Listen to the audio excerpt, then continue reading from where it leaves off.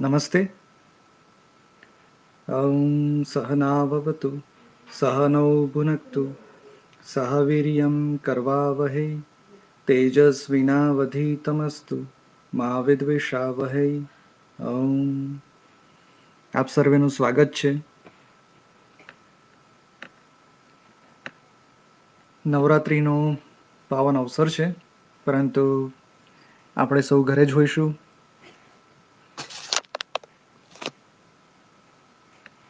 વર્ષો પહેલાંની એક વાત છે. હું જ્યારે 12મા ધોરણમાં ભણતો હતો ત્યારે અમારા ગણિતના શિક્ષક, ગણિત એટલે આમ જોવા જઈએ તો શુષ્ક વિષય, ઘણા લોકોને, બહુ ઓછા લોકોને ગમતો વિષય.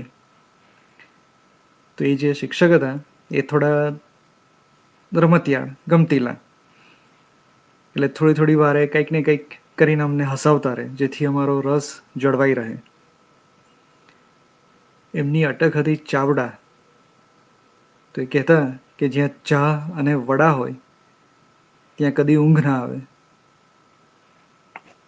એટલે કે ચાવડા હોય ત્યાં ગણિત સારી રીતે ભણી શકાય.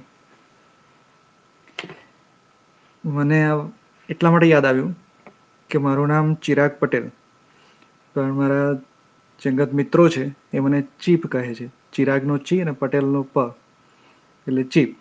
હવે ચીપ એટલે આપણા કમ્પ્યુટરની અંદર જે સર્કિટ હોય એ સર્કિટમાં જે નાના નાના કમ્પોનન્ટ તમને કદાચ ખ્યાલ હોય તો કોઈ પણ સર્કિટમાં એને ચીપ કહેવાય, ઇલેક્ટ્રોનિક ચિપ્સ. એટલે જ્યાં ચીપ હોય ત્યાં કમ્પ્યુટર તો સદૈવ ઝળહળતું જ રહે.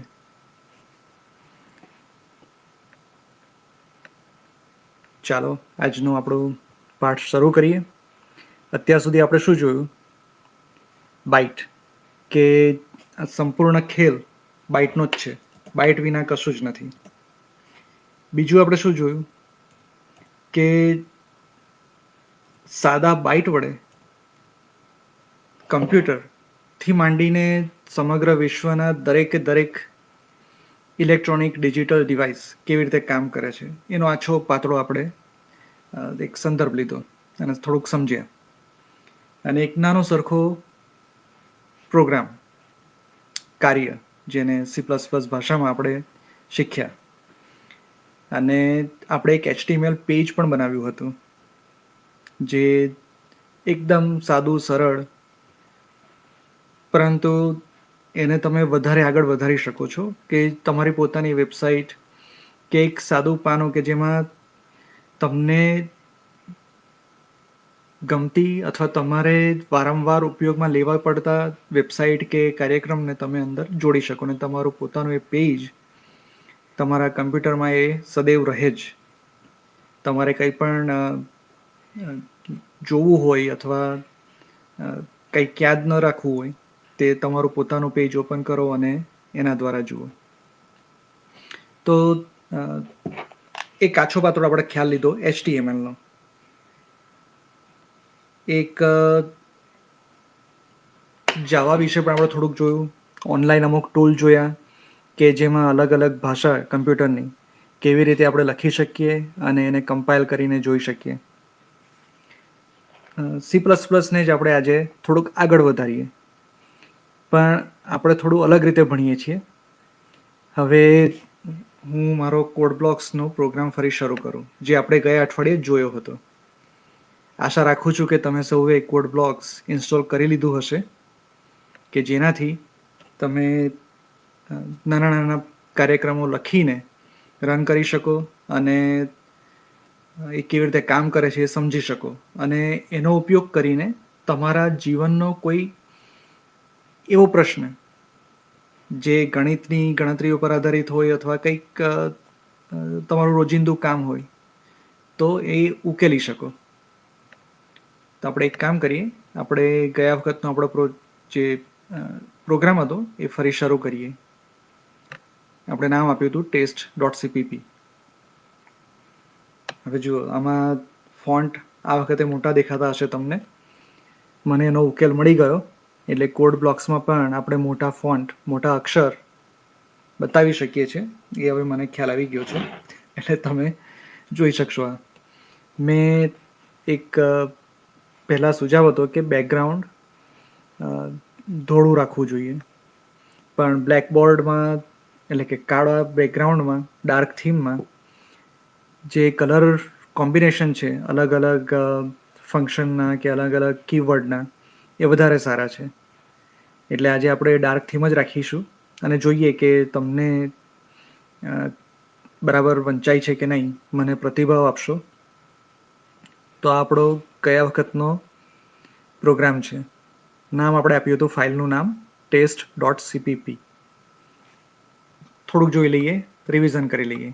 તો સૌ પ્રથમ લાઈન છે ઇન્ક્લુડ.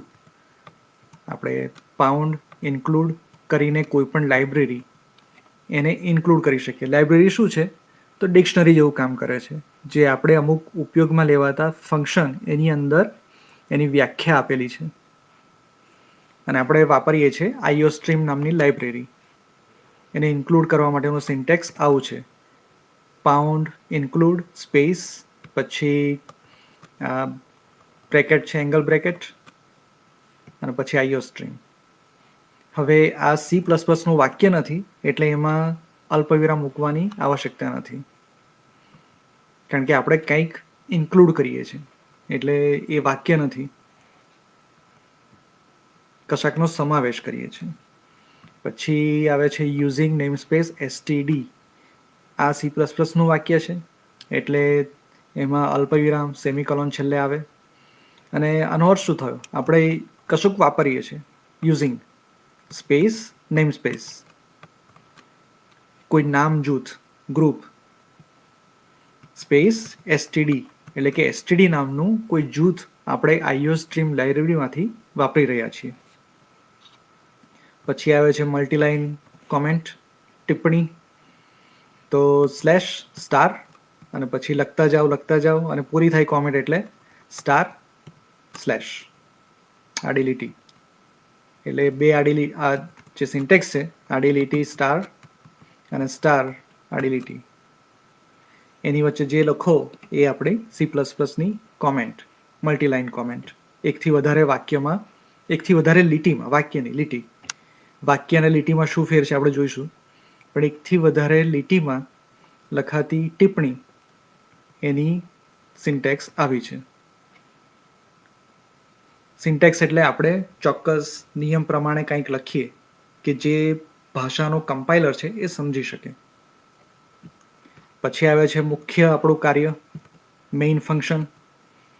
એટલે કે C++ કમ્પાઇલર છે, આપણે જ્યારે test.cpp છે એને કમ્પાઇલ કરીશું, એની એક્ઝિક્યુટેબલ એટલે જે આ જે પ્રોગ્રામ લખ્યો છે એ જે તે કમ્પ્યુટરના માઇક્રોપ્રોસેસર પર એ રન થઈ શકે, એટલે કે દોડી શકે. તો એનો શરૂઆત થાય છે મેઇન ફંક્શનથી, મુખ્ય કાર્યથી. એટલે ઇન્ટીજર શું છે આપણે સમજીશું. એ ઇન્ટીજર આપણે પાછું આપીએ છીએ ઓપરેટિંગ સિસ્ટમને મુખ્ય કાર્ય ચલાવ્યા પછી, એટલે એને આપ્યું છે નામ ઇન્ટીજર. પછી સ્પેસ રિક્ત સ્થાન અને પછી મેઇન ફંક્શન એટલે કે નામ છે એનું. અને પછી આ બે કૌંસ છે, એ બે કૌંસમાં અત્યારે કશું જ નથી લખ્યું, એમાં કંઈક લખી શકાય છે પણ એ આપણે જોઈશું જેમ આગળ વધીએ એમ. અને પછી છગડિયા કૌંસની અંદર આ પ્રારંભિક છગડીયો કૌંસ એટલે કે ડાબી બાજુનો, અને પછી જમણી બાજુનો હોય ત્યાં પૂરું થાય, એટલે આ જે આપણું ફંક્શન છે એ પૂરું થયું. એની વચ્ચે જે લખો એ મેઇન ફંક્શન કહેવાય. હવે સૌથી પહેલું આપણે લખ્યું એક જ લીટી માટેની કોમેન્ટ. તો જે બે આડી લીટી આપણે પેલી લખી એનાથી જે કોમેન્ટ ટિપ્પણી લખાય છે એ એક લીટી પૂરતી જ હોય, એકથી વધુમાં ના હોય. અને એકથી વધુ લીટી માટે કોમેન્ટ લખવી હોય તો આપણે ઉપર જોયું એમ આડી લીટી અને ફૂદરડી. પછી આપણે લખ્યું cout એટલે કન્સોલ આઉટ. કન્સોલ એટલે આપણે જે આપણો આ પ્રોગ્રામ રન થશે એને કહેવાય કન્સોલ. કન્સોલમાં આઉટ એટલે કે આપો. શું આપો? તો બે એંગલ બ્રેકેટથી બતાવ્યું છે કે નમસ્તે, ભલે પધાર્યા. એ આપણી એક લીટી છે. જે આપણને દેખાશે પ્રોગ્રામ રન કરીએ એટલે, અને એને બે અવતરણ ચિહ્નની વચ્ચે લખવું પડે, અને પછી અલ્પવિરામ સેમિકોલોન. એટલે આપણી આ એક આપણું C++ નું વાક્ય થયું.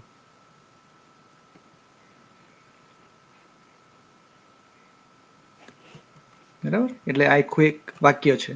સી આઉટ, બે એંગલ બ્રેકેટ અને ડબલ કોટ એટલે કે અવતરણ ચિહ્નમાં નમસ્તે, ભલે પધાર્યા, અને છેલ્લે અલ્પવિરામ. આ C++ નું એક વાક્ય થયું. પણ એની લીટીની શરૂઆત ક્યાંથી થઈ? તો પ્રથમ સ્થાનથી. આપણે અમુક સ્થાન છોડ્યું. એ સ્થાન છોડ્યું એટલે શું? કે જો હું આવી રીતે લખું તો તમને વાંચવામાં તકલીફ પડી શકે છે. હું આવી રીતે લખું બધું તો લખી શકું છું.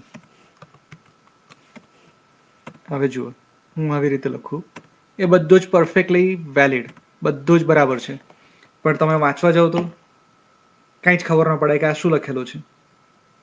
એટલે આપણે શું કરીએ કે ફંક્શન કે કોઈ પણ આપણે લખીએ તો એને ચોક્કસ ઇન્ડેન્ટેશન એટલે કે અમુક ખાલી સ્થાન છોડીએ.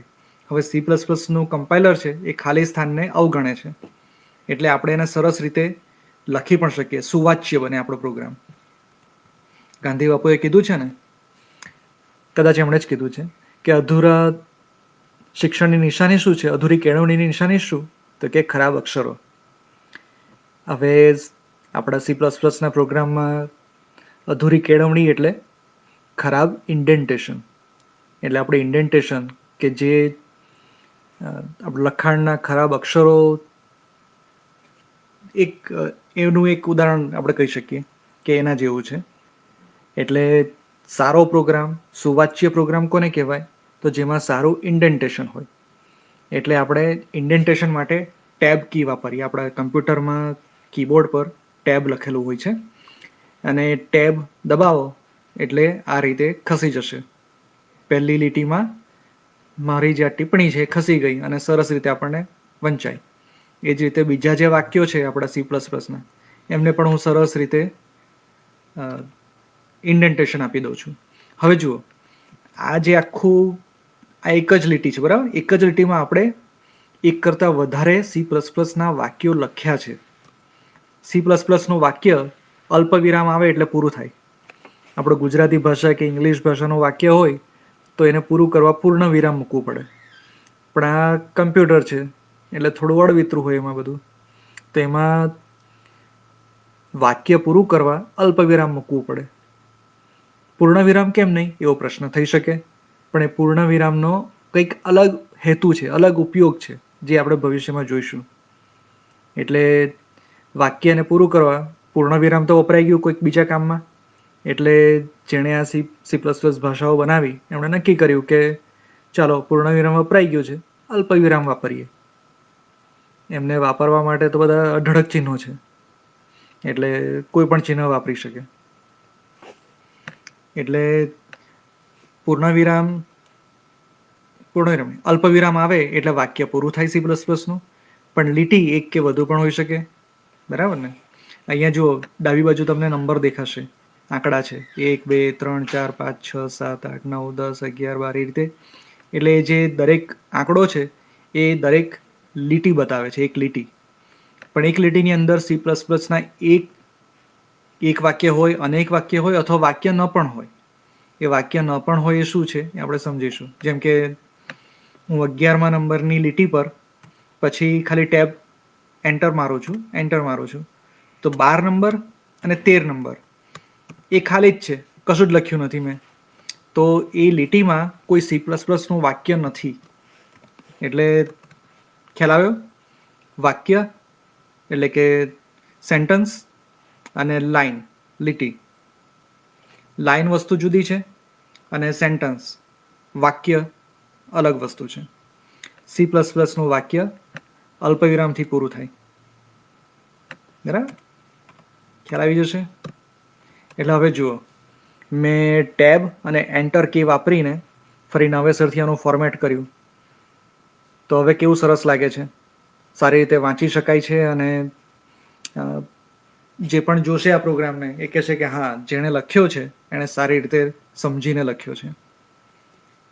એટલે આપણે કેળવણી આપણી અધૂરી નથી રહેવા દેવાની. એક ઇન્ડેન્ટેશનમાં બીજું પણ ધ્યાનમાં રાખવાનું કે મોટે ભાગે જે રીતે આપણે આ લીટીઓ જોઈ ને 1 થી 20 લીટી તમને દેખાતી હશે ડાબી બાજુ, એ જ રીતે દરેક કોલમ, સ્તંભ, જેમ કે મેં આઈએનટી લખ્યું છે 10મા નંબરની લીટી પર આપણે ધ્યાન આપજો તો આઈ એ પહેલો સ્તંભ કોલમ, પછી એન બીજું, ટી ત્રીજું, ખાલી જગ્યા છે ચોથું, એમ એટલે મેઇનનો એમ પાંચમું. એ રીતે જે બધા કેરેક્ટર આપણે લખીએ છીએ એક લીટીની અંદર, તો એક લીટીમાં 100 થી વધુ અક્ષરો નહીં લખવા. એક આ સામાન્ય નિયમ છે કે જેથી પ્રોગ્રામ આપણો સુવાચ્ય બની શકે. એટલે ધ્યાન રાખજો કે જે પણ આપણે લખીએ એ 100 લીટીથી આગળ વધારે જાય નહીં, નહીં તો પછી આપણા એડિટરમાં દેખાશે પણ નહીં અને આપણને પોતાને ખ્યાલ નહીં આવે કે આ શું લખેલું છે. જેમ કે હું આવું કરું, બરાબર, 15મા નંબરની લીટી પર હું ટેબ મારતો મારતો બહાર નીકળી જાઉં છું અને ત્યાં કંઈક લખી નાખું છું કે સી આઉટ સેમિકોલોન. આ મેં ખોટું લખ્યું છે, સી આઉટ સેમિકોલોન, એટલે કે અલ્પવિરામ. પૂરું મેં વાક્ય કર્યું નથી. હવે હું કોઈને વાંચવા આપું તો એને શું વંચાશે? 15મા ક્રમની જે લીટી છે એમાં મારું નામ ચિરાગ છે, ત્યાં વાક્ય પૂરું થઈ જાય છે, પછી શું છે કશું દેખાતું નથી. અને પ્રોગ્રામ આપણે કમ્પાઇલ કરવા જઈશું તો ત્યાં એરર આવશે, એટલે આપણે માથું ખંજવડતા રહી જઈએ કે આ એરર આવે છે 15મા નંબર પર ને કંઈક ગેડ પડતી નથી, શું તકલીફ છે. એટલે આપણે આને દૂર કરી નાખો. એટલે એક સામાન્ય નિયમ છે કે કોલમ 100 થી વધુ ન હોવી જોઈએ, એનાથી આગળ આપણે વધારે જવાનું નહીં. ટૂંકમાં પેલું એક જોડકનું છે ને કે વીણ્યા વીણ્યા નહીં તો પણ મારા આભલામાં સમાય, તારલાઓ માટે એવું કહેવામાં આવ્યું છે. એમ આપણા જે અક્ષરો છે એ આપણા એડિટરમાં સમાતા હોય એટલા જ લખવા, એનાથી વધારે ચાદર પોળી નહીં કરવાની. ખ્યાલ આવ્યો? એટલે ફોર્મેટિંગ, આપણે આજે બધું કરીએ છીએ એને ફોર્મેટિંગ કહેવાય. ફોર્મેટિંગ પર ખૂબ જ ધ્યાન આપજો. જેમ આપણે અક્ષર સુંદર કાઢવા માટે ઘણો પ્રયત્ન કરતા હતા, એમ ફોર્મેટિંગ પણ આપણું A1 હોવું જોઈએ. હવે આપણે મેઇન ફંક્શન, આપણું મુખ્ય કાર્ય તો જોયું. આપણે એક સરસ મજાનો પ્રોગ્રામ બનાવીએ, નામ આપીએ એને કેલ્ક્યુલેટર, આપણું પોતાનું કેલ્ક્યુલેટર બનાવીએ. તો હું નવેસરથી ફાઇલ શરૂ કરું છું. એક ફાઇલ, ન્યૂ, અને ફાઇલનું નામ આપું છું આપણે C++ સોર્સ. જો તમને યાદ હોય તો કોડ બ્લોક્સમાં કેવી રીતે આપણે નવી ફાઇલ બનાવીએ કે નવો પ્રોજેક્ટ શરૂ કરીએ છીએ, તો C++ source file. Go C++ આપણે વાપરીશું કારણ કે C++ વાપરીએ તો એમાં C પણ લખી શકાય છે, પણ જો C પસંદ કરીએ એ વિકલ્પ તો C++ માં લખી નહીં શકાય. એટલે C++ નો વિકલ્પ લેવો વધારે ઈચ્છનીય છે. નેક્સ્ટ કરો અને આપણે ફાઇલનું નામ આપવાનું છે. આપણો પાથ બરાબર છે કે નહીં એ ચેક કરી લો. તો મારું જે આ ફોલ્ડર છે દસ્તાવેજો પ્રોજેક્ટ્સ ચિરાગ, એની અંદર હું એક નામ આપી દઈશ ફાઇલનું. ફાઇલનું નામ આપવું છે આપણે કેલ્ક્યુલેટર. calculator.cpp અને cpp.cpp એટલે C++ ફાઇલ. .cpp લખી શકાય, .cxx લખી શકાય, .cc લખી શકાય, પણ .cpp વધારે પ્રચલિત છે. અને એને પૂરું કરો. આપણો કોઈ નવો પ્રોજેક્ટ નથી, આપણે અત્યારે જે છે એના ઉપર જ કામ કરીશું. બરાબર? એટલે હવે આપણે શરૂઆત કરીએ એક સરસ મજાની ટિપ્પણીથી, અને મલ્ટીલાઈન ટિપ્પણી હશે. હવે મેં શરૂઆત કોઈ લાઇબ્રેરીને સમાવેશ કરવાથી ન કર્યો, પણ સૌ પ્રથમ હું એક ટિપ્પણી લખું છું. મોટે ભાગના તમે જો પ્રોફેશનલ પ્રોગ્રામ જોશો ને તો એમાં સૌથી પહેલાં હેડર હોય, કોપીરાઇટ હેડર. કોપીરાઇટ એટલા માટે આવશ્યક છે કે તમે કંઈક પ્રોગ્રામ બનાવ્યો અને એ પ્રોગ્રામ તમે ઇન્ટરનેટ પર મૂકી દીધો, બરાબર છે, પણ કોઈ એને વાપરે, જો તમે કોપીરાઇટ ન લખ્યું હોય તો એ પોતાનો પ્રોગ્રામ છે એમ કરીને વાપરશે અને એમાંથી પૈસા પણ ઊભા કરશે અથવા એનો જે પણ ઉપયોગ કરે આપણે જાણતા નથી. એટલે કોપીરાઇટ એટલા માટે લખવું કે કોપીરાઇટ જો લખ્યું હોય તો એ પ્રોગ્રામ ઇન્ટરનેટ પર મૂક્યા પછી કોઈ બીજો જો એને વાપરે તો એણે આ કોપીરાઇટ હેડર રાખી મૂકવું પડે.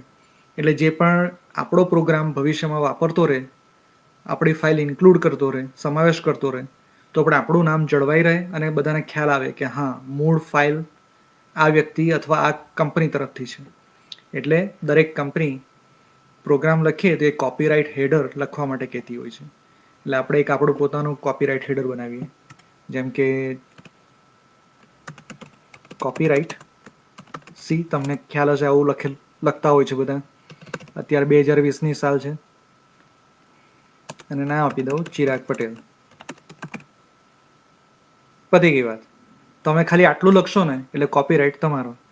કોઈ બીજા પોતાનું નામ મૂકીને આ પ્રોગ્રામ વાપરી નહીં શકે. અને આપણે આની અંદર શું કરવાના છીએ એના વિશે થોડુંક લખી દઈએ કે આ કેલ્ક્યુલેટર નો પ્રોગ્રામ છે, બરાબર. એટલે આપણો કોપીરાઇટ હેડર આપણું પૂરું. પછી આપણે ગયા વખતની જેમ જ આપણે ઇન્ક્લુડ કરીએ. હવે જો જેવું મેં ઇન્ક્લુડ ટાઈપ કર્યું તો મારા એડિટરે સરસ મજાની હેલ્પ પણ મને આપી દીધી. એટલે મને ખ્યાલ આવે કે હું જે ટાઈપ કરું છું એ બરાબર છે કે નહીં. ધારો કે હું કંઈક આવું લખું ઇન્ક્લુડર તો એને નહીં મજા આવે, બરાબર ને. એટલે હું એન્ટર કરીને પણ સિલેક્ટ કરી શકું સ્પેસ આઈઓ સ્ટ્રીમ, બરાબર.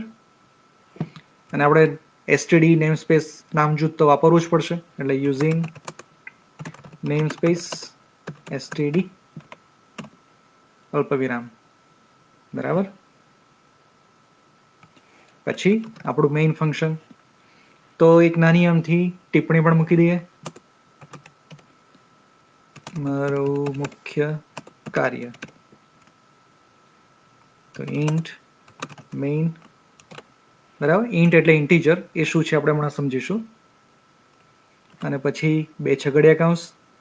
જેવું મેં જુઓ આ જે છગડીયા કૌંસ છે, જેવું મેં ટાઈપ કરવાનું શરૂ કર્યું, મેં ડાબો છગડીયો કૌંસ લખ્યો તો એની જાતે જ ટેબ આવી ગયું 14મા નંબરની લીટી પર અને 15મા નંબરની લીટી પર જમણી બાજુનો છગડીયો કૌંસ આવી ગયો. એટલે આ એની જાતે જ આપણું કોડ બ્લોક્સનું એડિટર છે, એની જાતે જ આવું કરે છે. એટલે કે આપણા પ્રોગ્રામિંગ લખવામાં સહાય કરે છે આપણને આ બધી. હવે આપણે શું કરીશું, સી આઉટ કંઈક લખીએ કે આ કેલ્ક્યુલેટર પ્રોગ્રામ છે અને /n \n એટલે કે આડી લીટી પણ એ બીજી બાજુની, તો એ નવી લાઈન આપણને દેખાડશે આપણો પ્રોગ્રામ રન કરીએ ત્યારે. હવે કેલ્ક્યુલેટર માટે આપણે શું કરવું પડે, તો જુઓ આપણું જે પોતાનું ફોનમાં કેલ્ક્યુલેટર હોય કે આપણો કેલ્ક્યુલેટરનું અલગથી ડિવાઇસ હોય, તો સૌથી પહેલાં આપણે એક રકમ અંદર નાખીશું અને પછી રકમ લીધા પછી એના ઉપર શું પ્રક્રિયા કરવાની છે, સરવાળો, બાદબાકી, ગુણાકાર, ભાગાકાર, એ આપણે એનું બટન દબાવીએ છીએ કેલ્ક્યુલેટર પર. અને પછી બીજી રકમ, જેમ કે ગુણાકાર કરવાનો હોય તો પહેલી રકમ ગુણ્યા બીજી રકમ અને પછી બરાબર ઇક્વલ, એ બટન આપણે દબાવીએ એટલે આપણને આપણો ઉત્તર મળી જાય. તો આ આખી સમગ્ર પ્રક્રિયાને આપણે નાના નાના ફંક્શન, નાના નાના કાર્યમાં વિભાજિત કરી દઈએ. તો સૌથી પહેલાં તો આપણે આપણો જે આપણો કેલ્ક્યુલેટરનો પ્રોગ્રામ છે એ કંઈક થોડીક સહાયરૂપ બને એવી લીટીઓ, એવા વાક્યો આઉટપુટમાં મૂકશે કે જેથી યુઝરને ખબર પડે આ કેલ્ક્યુલેટર પ્રોગ્રામ વાપરનારને ખબર પડે કે એ શું કરી રહ્યો છે. એટલે મેં લખ્યું આ કેલ્ક્યુલેટર પ્રોગ્રામ છે, અને પછી હું લખું છું કે તમને યોગ્ય લાગે એ રકમ નાખો. બરાબર. એટલે હવે મારે ઇનપુટ લેવાનો છે. યુઝર કંઈક કીબોર્ડમાં ટાઈપ કરશે તો એ ટાઈપ કરેલું મને કેવી રીતે મળશે? તો હવે હું વાપરું છું એક ઇન્ટીજર, INT, ઇન્ટીજર રકમ 1. હવે ઇન્ટીજર શું છે? INT મેં લખ્યું ને, INT સ્પેસ રકમ 1 સેમિકોલોન 17મા નંબરની લીટી પર. INT એટલે ઇન્ટીજર. ઇન્ટીજર એટલે જે C++ છે, C++માં રકમને ઓળખવા માટે અલગ અલગ વિભાગો છે. આપણે જોયું ને બાઇટથી તો 0થી લઈને 255, 0 to 255 એટલી જ રકમ આપણે બતાવી શકીએ. પણ હું યુઝરને કહું કે ભાઈ તું રકમ નાખ કોઈ, તો એ ખાલી 0થી 255 સુધીની નાખશે એવું નથી. એ તો ગમે તે નાખી શકે. એ તો 5,25,000 પણ નાખી શકે. તો આટલી મોટી રકમ એ નાખતો હોય તો એને સમાવવા માટે મારે એક બાઇટ કરતાં વધુ બાઇટની મેમરી મારે રોકવી પડશે કે જેથી બહુ જ મોટી સંખ્યા પણ અંદર સમાઈ શકે. એટલે હું ઇન્ટીજર વાપરું છું. ઇન્ટીજરમાં 4 બાઇટ હોય. હવે 4 બાઇટ આપણે કદાચ આનો અછડતો ઉલ્લેખ કર્યો હતો. તો 4 બાઇટમાં 256 ગુણ્યા 256 ગુણ્યા 256 ગુણ્યા 256, તો જે ઉત્તર આવે એટલી મોટી રકમ ઇન્ટીજરમાં સમાઈ શકે. એટલે ઇન્ટીજર 4 બાઇટ છે. 4 બાઇટમાં તમે ગુણાકાર કરશો, આપણે જોઈએ કે ડેટા ટાઈપ કેલ્ક્યુલેટર, તો અમારું કેલ્ક્યુલેટર ગૂગલે મને આપ્યું છે 256 ગુણ્યા 256 ગુણ્યા 256 ગુણ્યા 256, 4 બાઇટ છે એટલા માટે 4 વખત કરવું પડે. તો શું આંકડો આવે છે? એકમ, દશક, 100, 1000, 10,000, લાખ, 10 લાખ, કરોડ, 10 કરોડ ને અબજ. 4 અબજ 29 કરોડ 49 લાખ 67,296. એટલે કે 4 અબજ સુધી તો લખવામાં વાંધો નહીં આવે આપણે જો ઇન્ટીજર વાપરીએ તો. એમાં 4 બાઇટ છે એટલા માટે. હવે એનાથી મોટી રકમ કોઈ નાખી શકે છે, કારણ કે આપણે રમત કરતા હોઈએ તો રમતમાં તો કેટલાય આંકડા દબાઈ જાય. એટલે 4 અબજ કરતાં પણ મોટી રકમ આવી શકે છે. પણ એના માટે અલગ પ્રક્રિયા કરવી પડે છે, અલગ મેમરી વાપરવી પડે છે. એ બધું અત્યારે આપણા શીખવાના સ્કોપની બહારની વસ્તુ છે. એ પછી આપણે જોઈશું. એટલે આપણે ઇન્ટીજર બનાવ્યો એટલે પ્રમાણમાં મોટી રકમ આપણે આપી શકીશું. બરાબર. હવે શું કરીએ? Cin એટલે કન્સોલ ઇન. આપણે વાક્ય લખવું હતું તો કન્સોલ આઉટ હતું, અને એમાં જે 2 એંગલ બ્રેકેટ હતા એ ડાબી બાજુના હતા. અને Cin એટલે કે કન્સોલ ઇન, કન્સોલમાંથી આપણે ઇનપુટ લેવાનો છે કીબોર્ડમાંથી. તો એના માટે જે 2 એંગલ બ્રેકેટ છે એ જમણી બાજુના હશે, અને એ શેમાં જશે? રકમ 1માં. બરાબર. ખ્યાલ આવ્યો? ઇન્ટીજર રકમ 1 17મી લીટી પર 4 બાઇટનો ઇન્ટીજર, અને આપણે Cin કરીએ છીએ એટલે કે આપણો જે યુઝર હશે એ રકમ અંદર નાખશે. પછી શું કરીએ? પછી આપણે બીજી રકમ લઈએ. તો એના માટે પણ થોડોક સંદેશો આપી દો, યુઝરને ખ્યાલ આવે. હવે બીજી રકમ નાખો. બરાબર. આપણું વાક્ય પૂરું કરો. હવે ઇન્ટીજર રકમ 2, બીજી રકમ ફરી એને Cin કરી દો, રકમ 2. હવે એક કામ કરીએ, આપણે થોડા વિભાગ પ્રમાણે જૂથ બનાવીએ. રકમ 1 માટેનો પહેલો સંદેશ, પછી ઇન્ટીજર રકમ 1, સી ઇન રકમ 1, સી આઉટ. હવે બીજી રકમ નાખો, ઇન્ટીજર રકમ 2, સી ઇન રકમ 2. હવે જુઓ ચમત્કાર. આપણે શું કરીશું, યુઝર પાસેથી આપણે સરવાળા, બાદબાકી, ગુણાકાર, ભાગાકાર હજુ લેવા નથી. આપણે તો ખાલી એનું આઉટપુટ આપી દઈશું ચોક્કસ રીતે. તો જુઓ, સી આઉટ સરવાળો.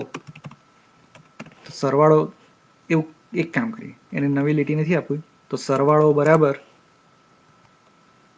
અને પછી ફરી લખી દો સી આઉટ રકમ 1 વત્તા રકમ 2, એટલે સરવાળો બહાર આવશે. અને પછી સી આઉટ નવી લાઈન, બરાબર ને, કારણ કે નહીં તો પછી ગૂંચવાડો ઊભો થશે. એટલે આપણે પહેલા સરવાળો યુઝરને દેખાય એવું કરીશું, પછી બાદબાકી કરીએ, સી આઉટ બાદબાકી બરાબર, ફરી સી આઉટ કરીએ. હવે રકમ 1 ઓછા રકમ 2 બરાબર, ફરી નવી લાઈન આપી દો /n બરાબર. હવે આપણે કરીએ ગુણાકાર. ગુણાકાર બરાબર, ફરી સી આઉટ કરી દો. રકમ 1 ગુણ્યા ગુણાકાર માટે x નહીં, ફૂદડી વપરાય, રકમ 2 બરાબર. C out /n. હું નવી લાઈન કેમ આપું છું, કારણ કે જ્યારે પ્રોગ્રામ રન થશે તો આપણને થોડું સારું દેખાય એટલા માટે. C out. હવે ભાગાકાર કરીએ,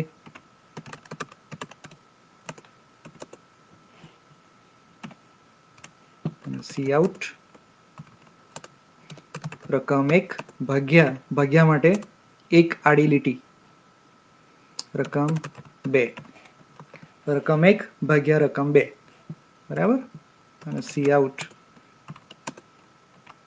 /n. અને આપણે રિટર્ન કરવાનું છે, આપણું મુખ્ય કામ પતે પછી 0. ભાઈ કોઈ એરર નથી, ઓપરેટિંગ સિસ્ટમ તો ખુશ રહે, બરાબર. એટલે આપણે શું કર્યું, યુઝર પાસેથી ઇનપુટ લઈશું રકમ 1 અને રકમ 2, અને પછી એનો સરવાળો, બાદબાકી, ગુણાકાર, ભાગાકાર એ આપણે બહાર બતાવીશું રન થયા પછી. તો હવે આને કમ્પાઇલ કરીએ, બિલ્ડ. એટલે બિલ્ડ કરવાથી કમ્પાઇલ અને લિંક થઈ જશે અને એક્ઝિક્યુટેબલ બની જશે. તો આપણા બિલ્ડમાં જોઈએ, કંઈ લોચો નથી ને? ના, નથી, કોઈ એરર નથી, કોઈ વોર્નિંગ પણ નથી, અને 5 સેકન્ડમાં થયું. 5 સેકન્ડ વધારે પડતું કહેવાય, પણ ચાલે. એટલે હવે આપણે પ્રોગ્રામ રન કરીએ. રન.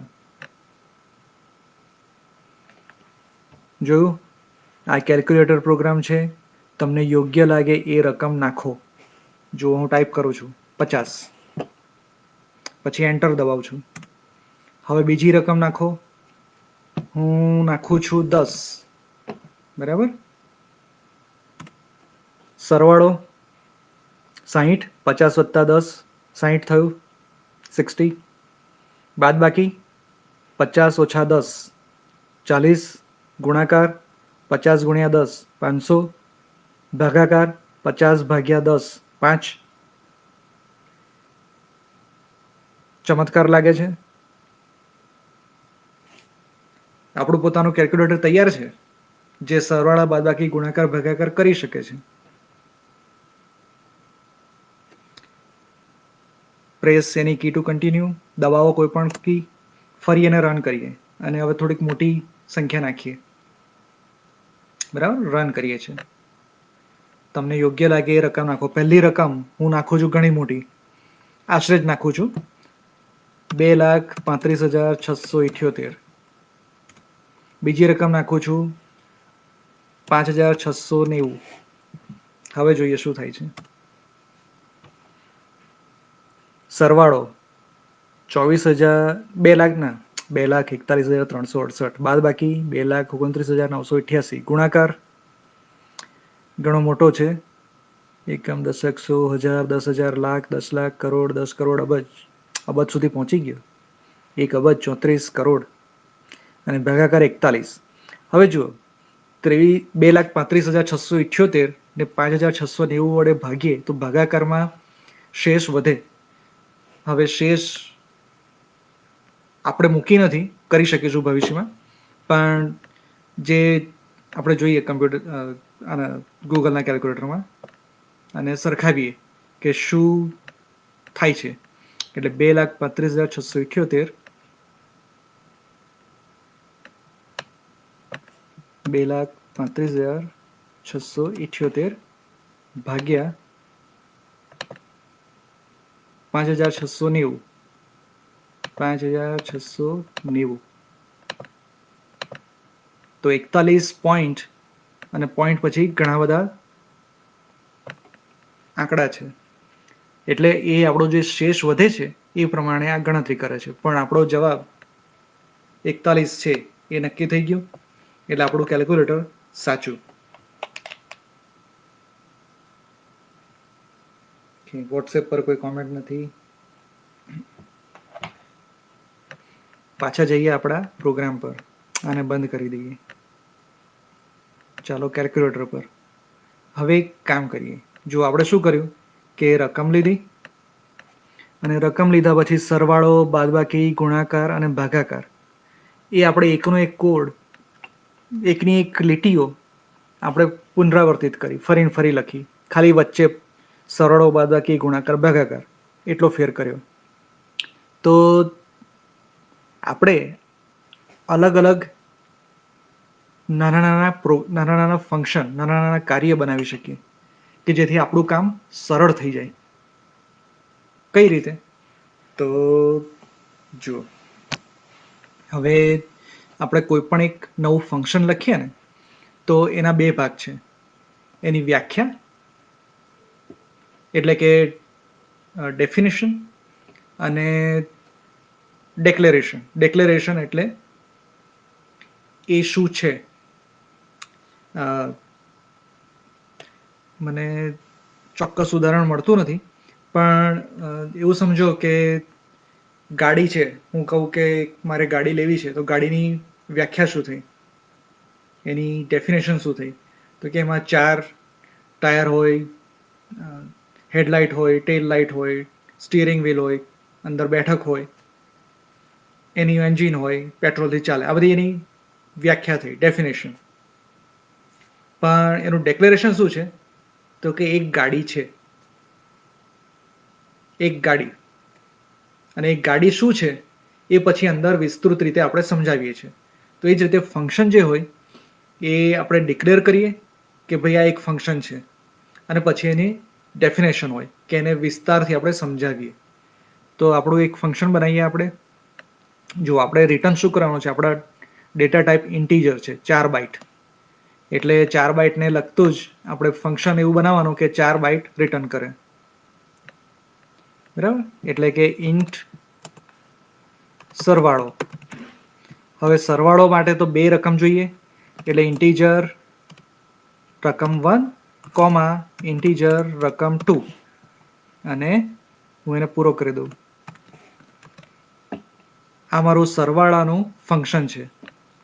એ શું રિટર્ન કરે છે? 11મા નંબરની લીટી પર જોજો. એ રિટર્ન કરે છે ઇન્ટીજર 4 બાઇટ. પછી સરવાળો ફંક્શનનું નામ છે, અને ફંક્શન પેરામીટર લે છે, 2 પેરામીટર. અને પેરામીટરને અલગ કરવા માટે કોમા.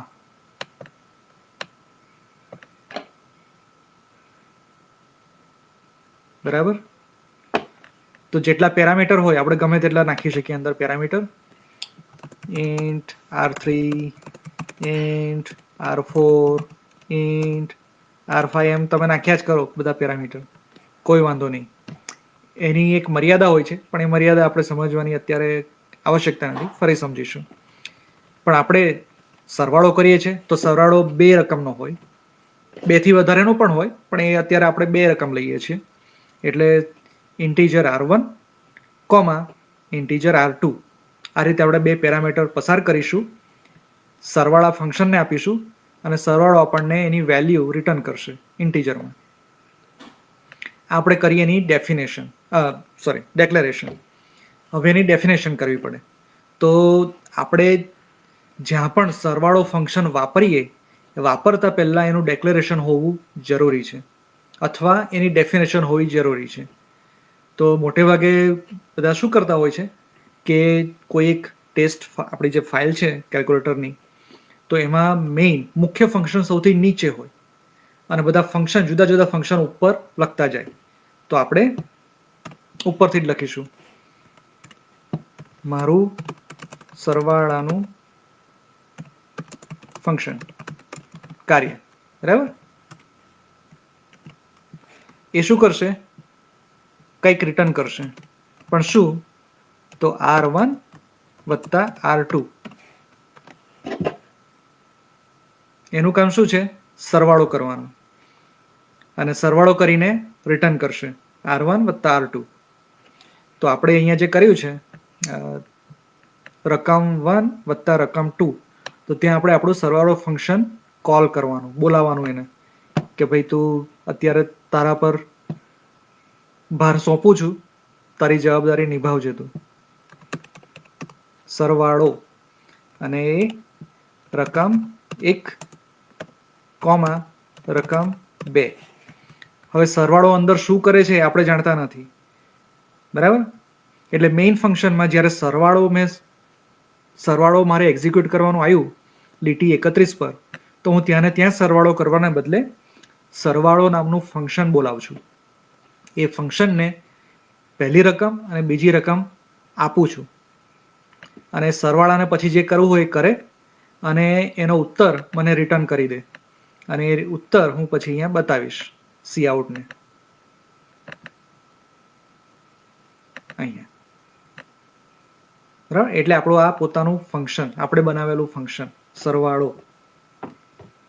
અને એક વસ્તુનો ખ્યાલ રાખજો કે ફંક્શન શું છે અને ફંક્શન કેમ અગત્યના છે.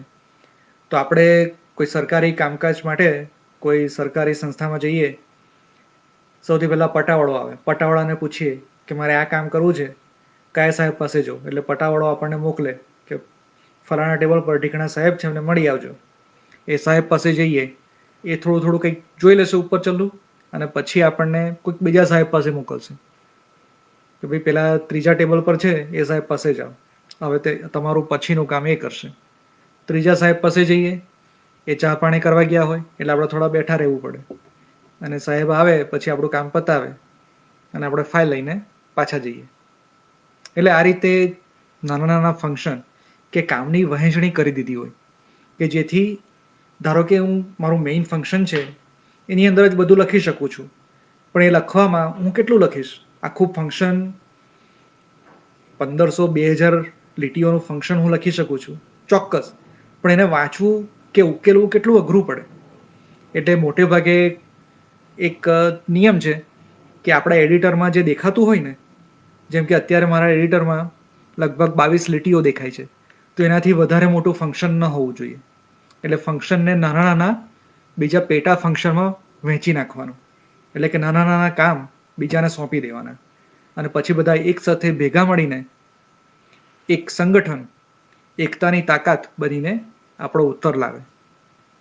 એટલે જોઈએ આપણે કે આપણે સરવાળો નામનું ફંક્શન બનાવ્યું છે, તો એની શું અસર થાય છે, બરાબર. એટલે શું થશે? મેઇન ફંક્શન આપણો પ્રોગ્રામ એક્ઝિક્યુટ થવાનું શરૂઆત કરશે, પછી Cout. હવે ઇન્ટીજર રકમ 1 છે, ત્યારે કમ્પાઇલર શું કરે કે 4 બાઇટની મેમરી રકમ 1 ને નામે ઉધારી દે. પછી આપણે cin કર્યું એટલે યુઝર પાસેથી ઇનપુટ લઈશું, પછી પાછું Cout કર્યું એટલે બહાર દેખાશે આપણને કે શું છે. પછી ઇન્ટીજર રકમ 2, બીજી રકમ, તો કમ્પ્યુટરનું કમ્પાઇલર અહીં ફરી 4 બાઇટ રકમ 2 ખાતે ઉધારી દેશે. પછી આપણે લઈએ છીએ સી ઇન રકમ 2, પછી આપણે કહ્યું સરવાળો, અને પછી આપણે સી આઉટ બીજી જે લાઈન છે 31 નંબરની, એમાં સરવાળો ફંક્શનને કોલ કરીએ છીએ.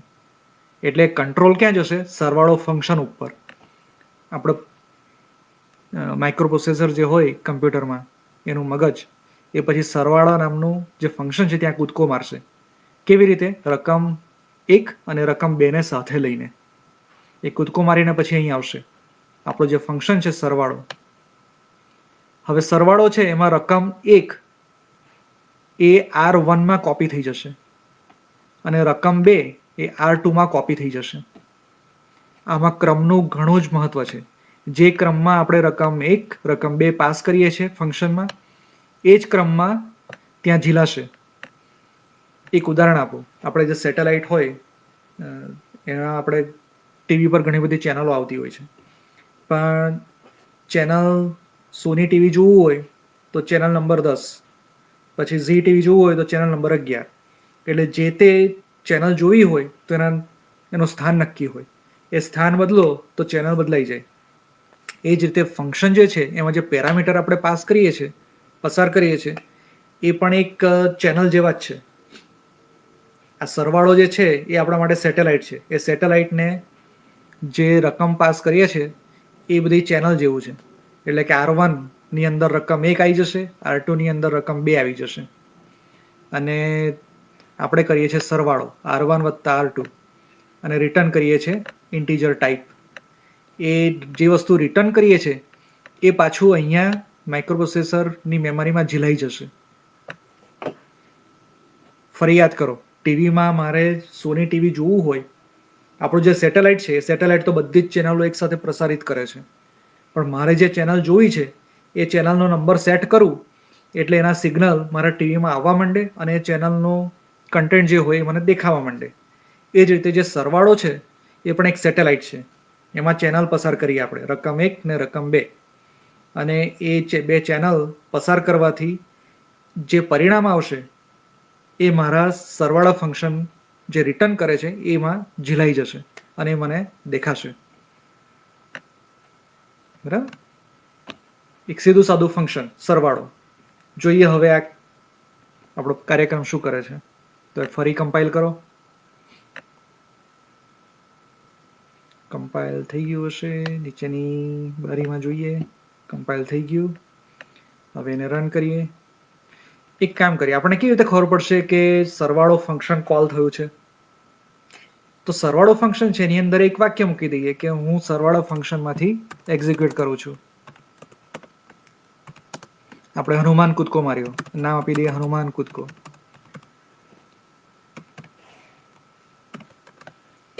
એટલે જ્યારે પણ આ મેઇન પ્રોગ્રામ છે સરવાળો ફંક્શન કોલ કરશે તો પહેલા આ જે વાક્ય છે એ આપણને દેખાશે અને પછી પ્રક્રિયા થશે.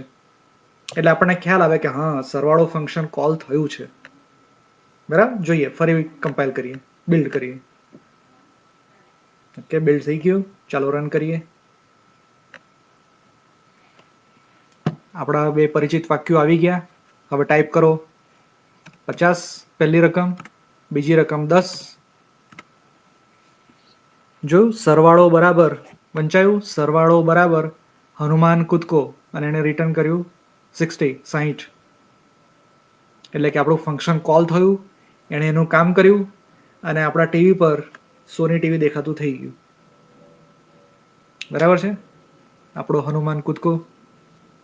હવે જુઓ, સરવાળો પછી બરાબરનું ચિહ્ન છે, પછી હનુમાન કૂદકો એ જ લીટી પર આવ્યું અને પછી નવી લીટી ઉપર 60 આવ્યું. એનું કારણ એટલા માટે કે ફરી આપણા પ્રોગ્રામમાં જુઓ, મેં હનુમાન કૂદકો પછી /n લખ્યું છે, \n. જોયું? આ છેલ્લા જે બે અક્ષર છે \n છે, એટલે નવી લાઈન છે. પણ સરવાળો જે મેં લખ્યું છે ક્યાંય નથી. તો વાંધો નહીં, આપણે એક બીજું કામ કરીએ. જોજો, હા, થોડા ચમત્કાર.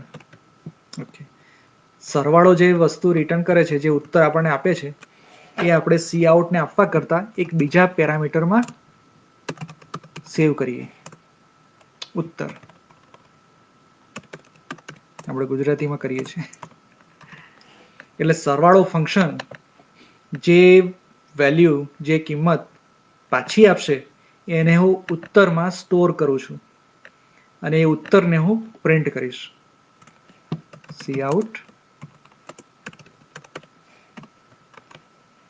ખ્યાલ આવ્યો? નાનો અમથો ફેરફાર છે પણ બહુ અગત્યનો ફેરફાર છે. જ્યારે આપણો પ્રોગ્રામ રન થશે ત્યારે સરવાળો ફંક્શન કોલ થશે. હનુમાન કૂદકો આપણને દેખાશે.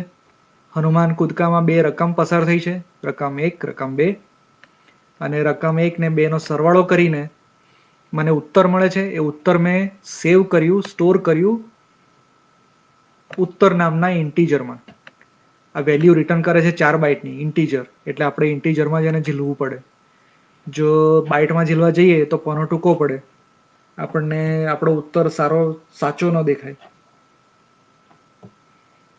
બરાબર?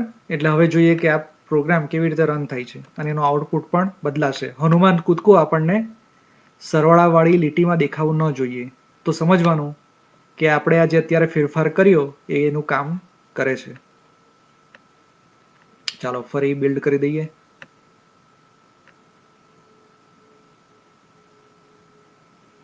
અને ફરી રન કરીએ. તમને યોગ્ય લાગે રકમ નાખો. 50, બીજી રકમ 10. હવે કેવું લાગે છે? હનુમાન કૂદકો અને પછી સરવાળો દેખાયો. ખ્યાલ આવ્યો આપણા ફેરફારથી કેટલો મોટો ફેર આવી ગયો આપણા આઉટપુટમાં? આપણો જે ઉત્તર છે હનુમાન કૂદકાની અંદર એ ઉત્તર સચવાઈ ગયો અને ઉત્તર આપણે પછી પ્રિન્ટ કર્યો તો આપણી જે વેલ્યુ છે એ આપણને મળી, આપણી કિંમત મળી, આપણો ઉત્તર મળ્યો સરવાળાનો. એટલે આવી રીતે ફંક્શન કામ કરે છે. આપણે આજે અહીં વિરામ લઈશું, કારણ કે ફંક્શન તો બહુ જ એના બધા જબરા ફંક્શન હોય છે. એને ધીરે ધીરે વિગતે આપણે સમજીશું અને કેલ્ક્યુલેટરનો આપણો જે આ કાર્યક્રમ છે એને આગળ ધપાવીશું. એટલે આજ પૂરતું આપણે અહીં અટકીશું. અને આ જે પ્રોગ્રામ છે હું આપણા ફેસબુક પેજ ઉપર, ફેસબુક ગ્રુપમાં અને વોટ્સએપ ગ્રુપમાં પણ શેર કરી દઈશ, એટલે તમે રિવિઝન કરી શકો. અને આજની કક્ષા કેવી રહી તમારા પ્રતિભાવ મને આપતા રહેજો, એટલે મને ખ્યાલ આવે કે હું બહુ ઝડપથી જઈ રહ્યો છું કે બરાબર જઈ રહ્યો છું, તમને સમજ પડે છે કશી નથી પડતી. અને જે ના પડતી હોય તમે પ્રશ્નો પૂછી શકો છો. અને આપણે આજે ડાર્ક થીમ રાખી છે એ ચાલે એવી છે કે કેમ, થીમ આપણે બદલવી છે કે બરાબર છે, આજે મેં જે ફોન્ટ મોટા કર્યા છે એ તમને બરાબર વંચાય છે નથી વંચાતા, મને પ્રતિભાવ આપશો તો આપણે વધારે સારી રીતે રજૂઆત કરી શકીશું, ભણી શકીશું એક સાથે. બરાબર? તો અહીં અટકીશું. પ્રણામ.